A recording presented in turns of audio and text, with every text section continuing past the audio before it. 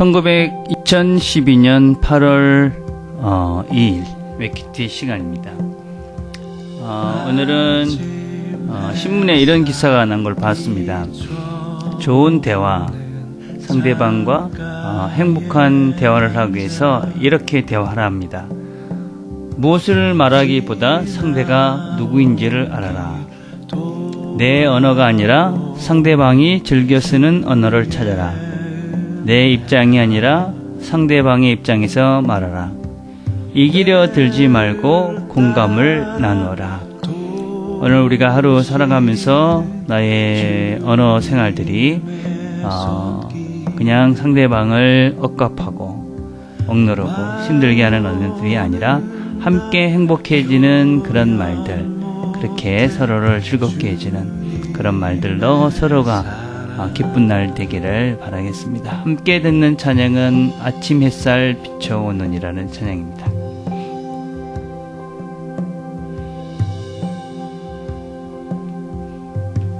잿빛 하늘 저 멀리에 한 줄기 햇빛 한가득한 먹구름 위 찬란한 태양 이른 비와 늦은 비로 살피신 주님 주의 손길 안 닿은 곳 하나도 없네. 내 삶 가득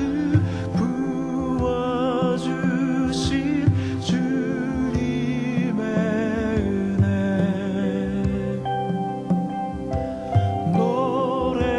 노래하리 다함 없는 주님의 사랑.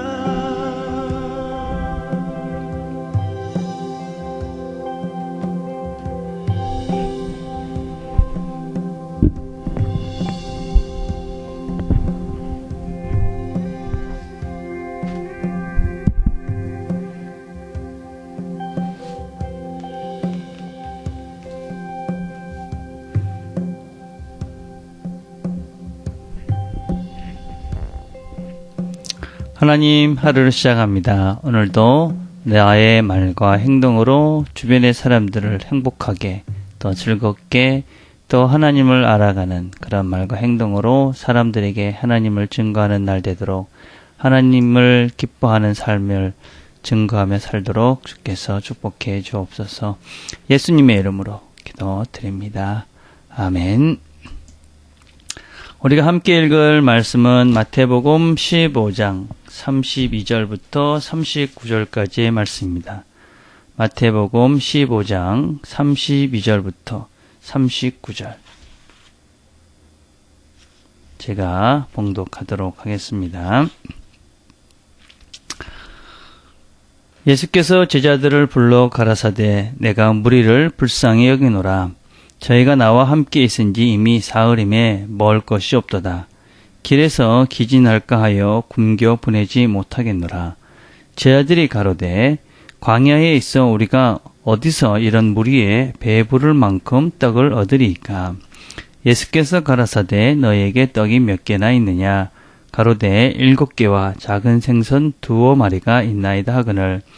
예수께서 무리를 명하사 땅에 앉게 하시고 떡 7개와 그 생선을 주시사 축사하시고 떼어 제자들에게 주시니 제자들이 무리에게 주매 다 배불리 먹고 남은 조각을 7광주리에 차게 거두었으며 먹은 자는 여자와 아이 외에 4,000명이었더라.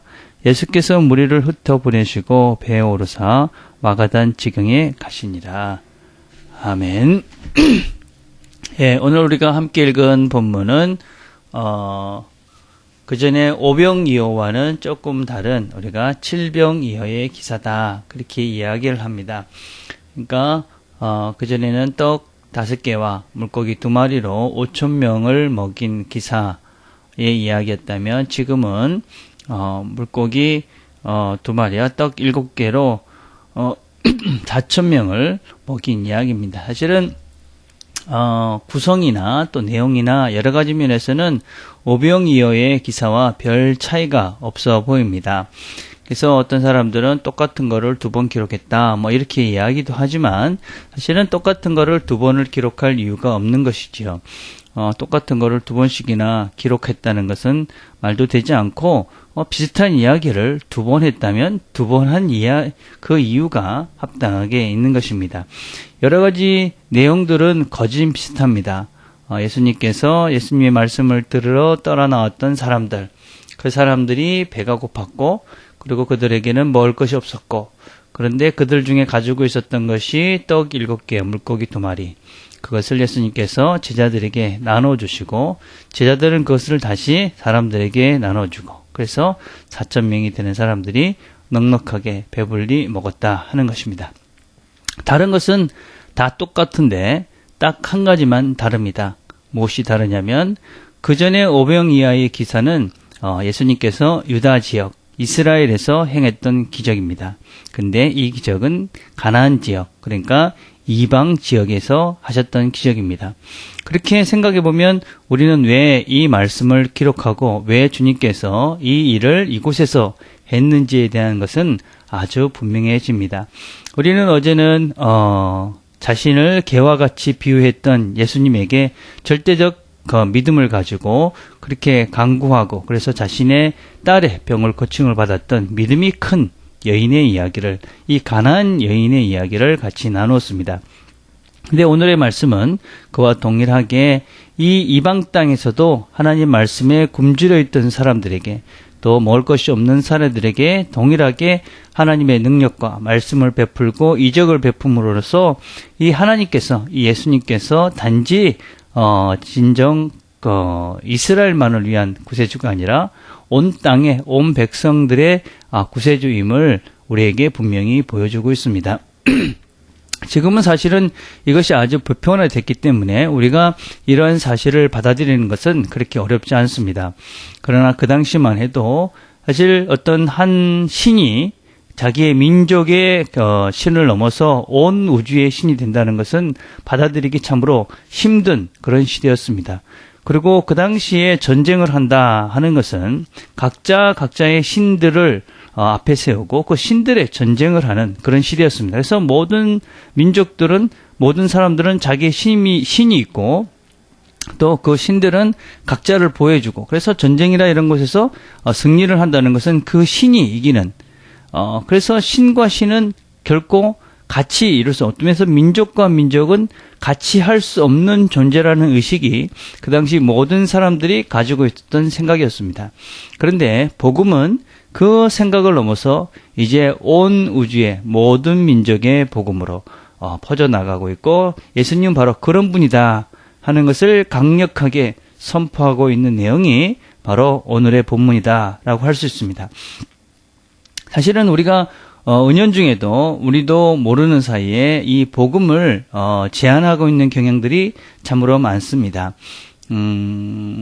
쉽게 이야기하면 그냥 복음이 그냥 우리 교회 안에 머물러 있어야 되는 것 같이, 있는 것과 같은 그런 오해를 하기도 하고, 복음은 어떤 면에서는 참 착한 사람들, 내가 생각하기에 이 정도 되는 사람들이 믿어야 하지 않겠는가 하는 내 바운더리를 정하고 그 안에서 예수를 믿는 사람들을 찾아가고 그 안에서 복음을 전하는 그런 경향들이 우리들에게 있다는 것입니다. 이런 한계들을 극복하는 것은 결국 쉬운 것은 아니지만 복음의 핵심은 이미 온 세계, 온 세상, 그래서 모든 민족에게 증거되어져야 되고 그것이 퍼져나가고 있음을 우리는 잘 알고 있습니다.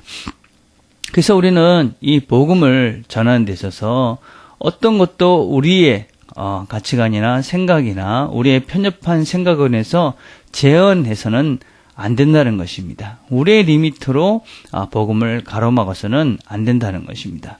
그래서 그 이야기는 사실은 우리 주변에 있는 사람들에게 복음을 전해야 될 때 어떤 누구, 이 사람은 이렇게 나와 관계가 다르기 때문에, 또 이 사람은 이런 생각들 때문에, 얘는 이 정도밖에 안 되기 때문에, 이런 식으로 나의 제한된 생각으로 복음을 전하고 복음을 막는 일들은 해서는 안 된다 하는 것이 이 말씀의 핵심이다라고 할 수 있습니다. 그리스도인에게 있어서 제일 중요한 것이 무엇이라고 생각합니까? 예, 그것은 바로 복음을 전하는 것입니다. 우리가 잘 알고 있는 다윗의 이야기, 그 다윗의 이야기를 보면 다윗과 골리앗의 이야기가 나옵니다. 그 다윗과 골리앗의 이야기 가운데 이 다윗이 왜 이 골리앗에게 덤빕니까? 그 덤비는 이유를 성경은 사무엘상 에서 이렇게 이야기합니다. 내가 만군의 여호와가 온 세상의 하나님임을 증거하기 위해서, 증명하기 위해서 내가 나왔다. 그렇게 외칩니다. 그러니까 다윗이 그 골리앗을 보면서 나왔던 이유는 다른 것이 아닙니다. 싸움을 잘해서 내가 너보다 힘이 세다, 뭐 그런 것이 아니라 내가 믿는 이 하나님이 이 온 우주에 어떠한 존재보다도 강력한 이 온 땅을 다스리는 하나님이심을 내가 믿게 하기 위해서 내가 이 전쟁에 나왔다 하는 것입니다. 마찬가지로 우리가 사실은 이 땅을 살아가는 많은 이유가 있지만 그 중에 중요한 이유 중에 하나가 바로 하나님이 이 세상에, 이 온 세상을 다스리는 통치자이시고 이 세상을 만드신 창조자이심을, 그리고 이 세상을 운행해 가시는 그런 이 세상의 주인 되심을 우리가 선포하고 증거해야 되는 그런 책임이 우리에게 있는 것입니다. 그것을 위해서 하나님께서는 우리를 부르신 것이고 우리가 있는 그 삶의 현장에 놓아 두신 것이지요. 그래서 오늘도 우리가 우리 주변의 사람들을, 우리 주변에 있는 여러 사람들을 보면서 내 생각으로 그 사람들을 제한하거나 또 가리서는 안 될 것이고, 또 내 삶을 통해서 하나님이 온 세상의 주인 되심을 우리가 증거하며 살아갈 때에 우리를 통해서 하나님께서 놀라운 일들을 행하셔서 우리를 통해서 많은 죽어져가는 영혼들이, 죽을 수밖에 없는 영혼들이, 영생을 모르고 죽음의 길로 가고 있는, 지옥길을 향해서 달려가고 있는 사람들이 우리를 통해서 하나님께 돌아오는 놀라운 일들이 있게 될 것입니다. 오늘도 우리의 삶의 현장 가운데서 예수 그리스도를 증거하고 예수 그리스도의 모습을 드러내며 내가 하나님의 사람으로 변화되어지고 또 주변의 사람들을 하나님을 알게 하며 변화시키는 그 일에 쓰임받는 저와 여러분들이 다 되었으면 좋겠습니다. 기도하겠습니다. 하나님 참 감사합니다. 하나님께서 오늘도 우리를 하나님의 사람으로 불러주시고 또 하나님의 복음의 도구로 우리를 삼아주신 것을 감사합니다. 하나님, 오늘도 우리가 살아가면서 우리 주변에 있는 사람들, 그 사람들에게 예수 그리스도의 빛을 비추고, 그래서 하나님 그들을 통해서 그들이 하나님께로 돌아오고 또 그들이 어둠 속에서 빛을 발견함으로 새로운 삶들을 살아가는 놀랍고 위대한 일들이 우리를 통해 일어날 수 있도록 아버지 축복해 주시옵소서. 하나님 아버지, 하나님께서 우리 가족들 이렇게 함께 불러 모아 주신 것 감사합니다. 우리가 서로를 사랑하고 격려하고 위로하고 함께 하나님의 교회를 잘 섬겨갈 때에 우리 교회에 하나님께서 부으시는 놀라운 능력들과 또 임재들을 누리며 또 함께 우리가 성장해가는 기쁨들을 누리며 살아갈 수 있도록 아버지 축복해 주시옵소서. 특별히 하나님 아버지, 우리 트리니티 식구들 가운데 일하고 있는 우리 지체들 기억해 주옵소서. 각자의 처소에서 그 일을 하면서 일을 통해서 하나님께 영광이 되게 하시고 매 순간마다 하나님이 원하시는 때들의 순종함으로 우리가 그 삶의 현장 속에서 하나님을 증거하고 빛된 자로서의 삶들을 세상 가운데 비춰가는 우리 식구들 되도록 아버지 축복해 주시옵소서. 오늘 하루도 우리 모든 식구들이 하나님의 영광스러움을 드러내며 세상의 주인됨을 증거하며 살아가는 우리 가족들 되도록 용기와 믿음을 더하여 주시옵소서. 예수님의 이름으로 기도드립니다. 아멘. 이 시간 우리가 함께 기도할 것은 오늘은 우리 허브 모임 중에 우리 양창주 지사님 집에서 허브 모임이 있습니다.